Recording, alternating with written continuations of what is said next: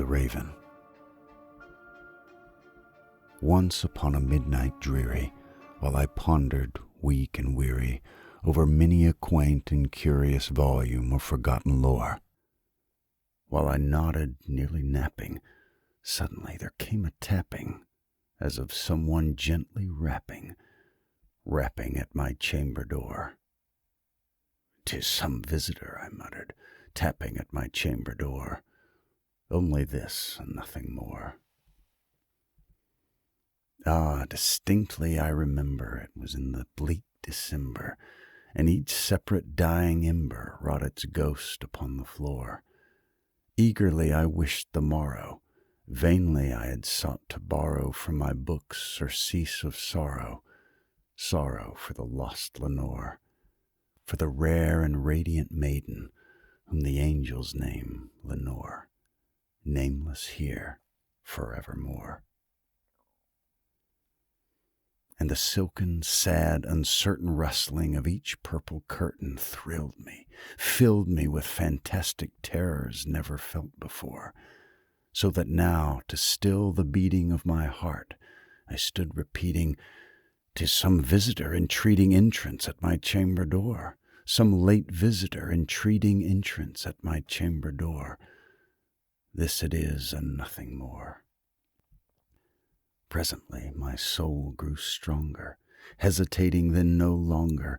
"Sir," said I, "or madam, truly your forgiveness I implore, but the fact is I was napping, and so gently you came rapping, and so faintly you came tapping at my chamber door, that I scarce was sure I heard you." Here I opened wide the door. Darkness there, and nothing more. Deep into that darkness peering, long I stood there, wondering, fearing, doubting, dreaming dreams no mortal ever dared to dream before. But the silence was unbroken, and the stillness gave no token, and the only word there spoken was the whispered word, "Lenore." This I whispered, and an echo murmured back the word, "Lenore." Merely this and nothing more. Back into the chamber turning, all my soul within me burning, soon again I heard a tapping somewhere louder than before. "Surely," said I, "surely that is something at my window lattice. Let me see then what thereat is, and this mystery explore. Let my heart be still a moment, and this mystery explore.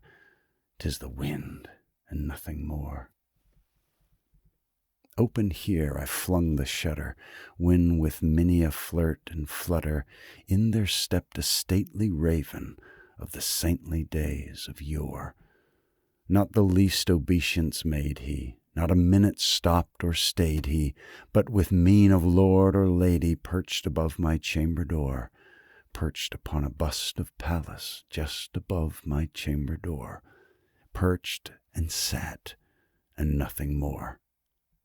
Then this ebony bird, beguiling my sad fancy into smiling by the grave and stern decorum of the countenance it wore. "Though thy crest be shorn and shaven, thou," I said, "art sure no craven, ghastly grim and ancient raven, wandering from the nightly shore. Tell me what thy lordly name is on the night's Plutonian shore." Quoth the raven, "Nevermore." Much I marveled this ungainly fowl to hear discourse so plainly, though its answer little meaning, little relevancy bore. For we cannot help agreeing that no living human being ever yet was blessed with seeing bird above his chamber door, bird or beast upon the sculptured bust above his chamber door, with such a name as Nevermore. But the raven, sitting lonely on the placid bust, spoke only that one word, as if his soul in that one word he did outpour. Nothing farther then he uttered, not a feather then he fluttered, till I scarcely more than uttered, "Other friends have flown before, on the morrow he will leave me, as my hopes have flown before." Then the bird said, "Nevermore." Startled at the stillness broken by reply so aptly spoken, "Doubtless," said I, "what it utters is its only stock and store, caught from some unhappy master, whom unmerciful disaster followed fast and followed faster, till his songs one burden bore, till the dirges of his hope that melancholy burden bore, of never, nevermore."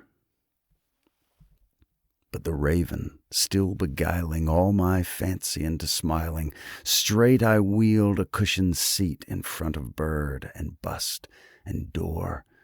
Then upon the velvet sinking, I betook myself to linking fancy unto fancy, thinking that this ominous bird of yore, what this grim, ungainly, ghastly, gaunt, and ominous bird of yore meant in croaking, "Nevermore."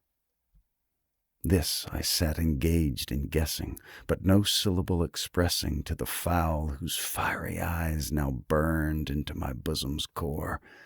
This and more I sat divining, with my head at ease reclining on the cushion's velvet lining that the lamplight gloated o'er, but whose velvet violet lining with the lamplight gloating o'er she shall press, nevermore.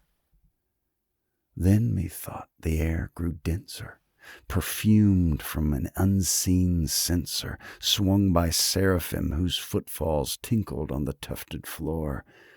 "Wretch," I cried, "thy God hath lent thee, by these angels he hath sent thee respite, and repent thee from thy memories of Lenore. Quaff, oh quaff this kind repenthe, and forget this lost Lenore." Quoth the raven, "Nevermore." "Prophet," said I, "thing of evil, prophet still, if bird or devil, whether tempter sent, or whether tempest tossed thee here ashore, desolate yet all undaunted, on this desert land enchanted, on this home by horror haunted, tell me truly, I implore, is there balm in Gilead? Tell me, I implore." Quoth the raven, "Nevermore." "Prophet," said I, "thing of evil, prophet still, if bird or devil, by the heaven that bends above us, by that God we both adore, tell the soul with sorrow laden, if within the distant Aidenn it shall clasp a sainted maiden, whom the angels name Lenore, clasp a rare and radiant maiden, whom the angels name Lenore." Quoth the raven, "Nevermore." "Be that word our sign of parting, bird or fiend?" I shrieked, upstarting. "Get thee back into the tempest and the night's Plutonian shore. Leave no black plume as a token of that lie thy soul hath spoken. Leave thy loneliness unbroken. Quit the bust above my door. Take thy beak from out my heart, and take thy form from off my door." Quoth the raven, "Nevermore." And the raven, never flitting, still is sitting on the pallid bust of Pallas just above my chamber door, and his eyes have all the seeming of a demon's that is dreaming, and the lamplight o'er him streaming throws his shadow on the floor, and my soul from out that shadow that lies floating on the door shall be lifted nevermore.